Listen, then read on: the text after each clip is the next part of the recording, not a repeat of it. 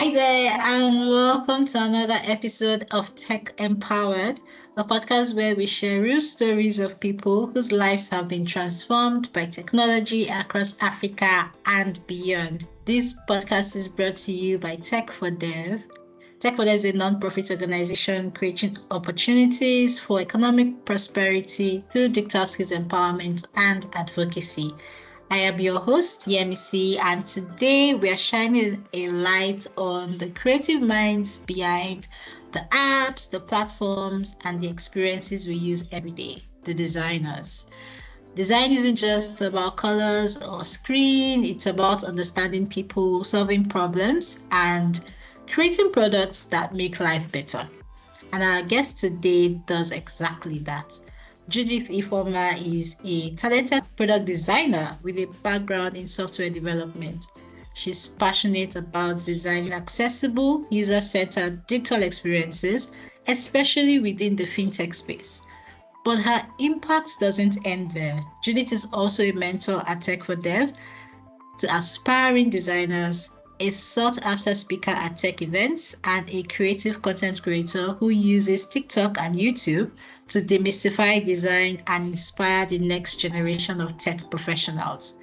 So if you've ever wondered what it looks like to blend technical skills with creativity and then also pay it forward, you're going to find out how Judith does all of this and more.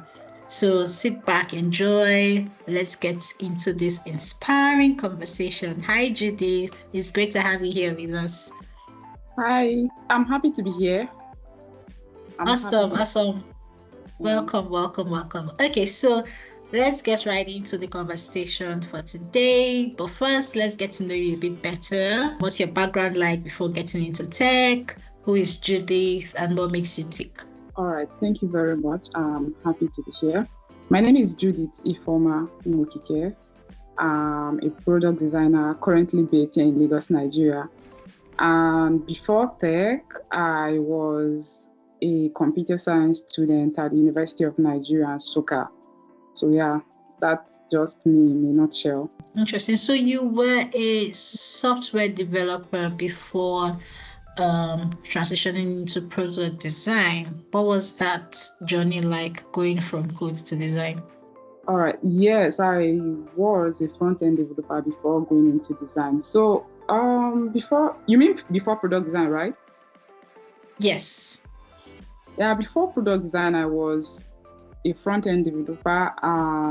For me, I think if I'm to say, I would say the reason why I transitioned into product design is my passion for solving problems via design. So that was actually one of the reasons. Passion and many other reasons, but passion is my number one reason why I transitioned from front-end development to product design. Okay, so is this like something you've always had, like this passion for design? Is that something that you've always had, or did you discover it along the way, maybe when you were in school, or how did that come about? All right, so I think I've been passionate about everything, like seeing beautiful stuff on the screen. Let me start from there. And that was actually why I started my journey in tech as a front end before now being a product designer. So why those days in school, I've actually tested a whole lot. Should I say I'll call it like being MTN. I'm everywhere those days where I did a whole lot. I did even design then before moving to front end, then finally. So it's something I would say it has been there since. It's been there for a long time now. Interesting. So then you're just now acting on it. That's cool. Yes. Okay, so what made you decide to give back, right, through mentorship? What does mentorship mean to you personally, and what inspired you to start mentoring with Tech for Dev? To me, I would say it's my experience that inspired me. I said so because those days in school, we don't really have NGOs like we do have today, like NGOs that guide people or help people in their career journey. So those days, everything was just kind of self-taught. Then sometimes you go online to browse about things, and online you will still see like a whole lot of questions or a whole lot of like insight on how people would kind of solve a particular problem. So there was no like specific person or individual who would help, or like a go to somebody that you go to and be like, oh, this is the problem I'm facing, how do I solve this? And the person will guide you. So I would say my experience.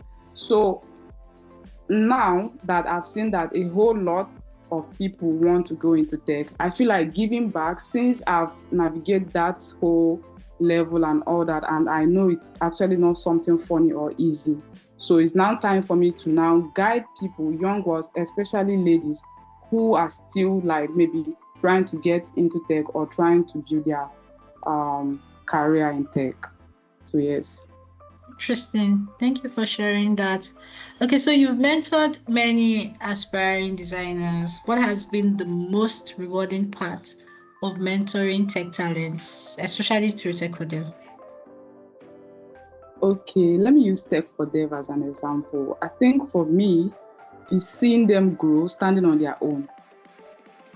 That's the most rewarding thing. It's not about maybe money or something of that nature, but seeing these young ladies like stand on their own, even being a mentor to someone else, like that gives me joy. Seeing them grow, their growth is the most rewarding thing for me. Seeing them grow, standing on their own is the most rewarding thing for me. Yeah. Oh, fantastic. So in your experience, what do you think are the most important skills or maybe mindsets, right? That's not only designers, but tech talents need to have, to succeed on a global scale, especially as Africans. Okay. To me, I would say growth mindset. Having your technical skills is number one, because I mean, as long as you're in tech, those skills are very, very important. The technical aspect of the whole thing you do, whether you're a front-end designer, back-end, anything you do in tech, those skills are very, very important. Then growth mindset, not like the individual not limiting him or herself within his or her community or locality. Take Lagos as an example. If you are in Lagos, you shouldn't just limit yourself to Lagos community. You shouldn't just limit whatever you do to just Lagos. It can be West Africa, not even just West Africa. It can be like globally, because these days for you to thrive, you just need to put yourself on the global map, not just within your environment. So that growth mindset is number one for me, if I'm to say growth mindset. And that is it. I think that would help you to, thrive anywhere in the world. Thank you for sharing that, Judith. I mean, technical skills are important because that's like the foundation, right?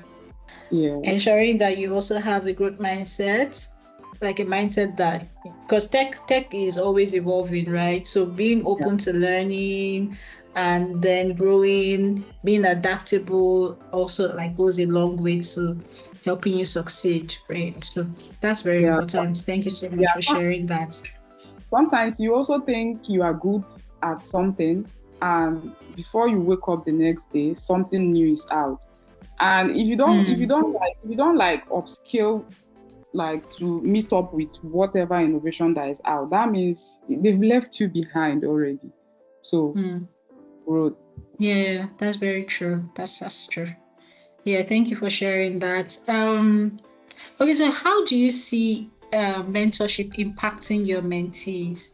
So you can highlight maybe any particular mentee that has stood out to you so far on your mentorship journey. So for me, it's still growth. I'll still like mention growth again. So it's just like planting something and seeing it grow. So seeing like my mentees like grow, seeing them grow, not just where we met each other at the initial stage, but seeing them beyond where we met or something of that nature. Like growth is still the like the word for me, growth. Seeing them grow globally. This time around, like I said earlier, not just within your community, not just within where you are coming from, but now on the global map, seeing yourself out there. So yes, to me, that's an impact on my mentee. Interesting. I mean, growth signals progress, right? It shows that there's progress in some way, which is really good. Thank you for sharing that. Okay, so can you share a fun fact about yourself? What's currently excites you the most? Maybe not just in maybe your work, can be in tech or outside tech. Right? Share a fun fact about yourself. A fun fact about me, I would say outside tech. Let me not say inside tech. Outside tech is that for me, I like to travel. Interesting. How many countries have you been to? Or how many states in Nigeria have you been to? I know you are going to ask that question, like how many countries and all that. But the funny part is that I've actually not been to, I think I've only been to one country. Yes, only one. Okay. But have you traveled within Nigeria? Yes, within Nigeria, like I've traveled to some states, to visit friends and all that. So traveling.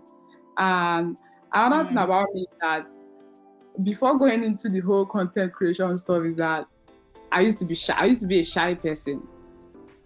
A shy person. I don't like facing camera. That's the honest truth. I don't like, especially like facing camera, then post it online or publicly. So I don't like facing camera. But ever since I made it up in my mind to start, sharing content, I still enjoying it. So it's another thing like I enjoy it now. So it sort of like brought you out of your shell, like brought you out of your comfort zone. Exactly. So yes, content creation actually like brought me out of my shell. I'm no longer a shy person. Let me put it that way, the way I used to be before. That's cool. Thank you for sharing that. Okay, so what do you have for maybe a young lady who is considering, probably who is just starting out in their career and then maybe they're considering mentorship? What would you say or advice would you give them? Okay, the advice I actually give young ones is that just know you're on the right track. And another thing in the whole journey is that sometimes you might ask yourself some questions if you're actually on the right track. Severally, when I started, I've asked myself that question those days, like, are you sure you are doing the right thing? Are you sure you are on the right track? Yes, you are on the right track. And some days you feel like, I don't think I'm meant to be here. And that is where imposter syndrome comes in, doubting yourself, thinking you cannot do it. So please, always like tell yourself that you can do it no matter what. If myself, Judith, can do it, you can. So, and also associate with yourself with people who would always like help you out. I think for me, that's very, very important. Like associating with people who are always there for you, who would always like cheer you up and also remind you that yes, you're on the right track. Because sometimes within you will tell yourself that I'm on the right track, but because of the people surrounding you, you might actually feel like, I think I'm not on the right track. Let me just look for something else, or let me just look for something else to do. But once you associate with yourself with those right people, it will actually go a long way in your journey. So don't give up.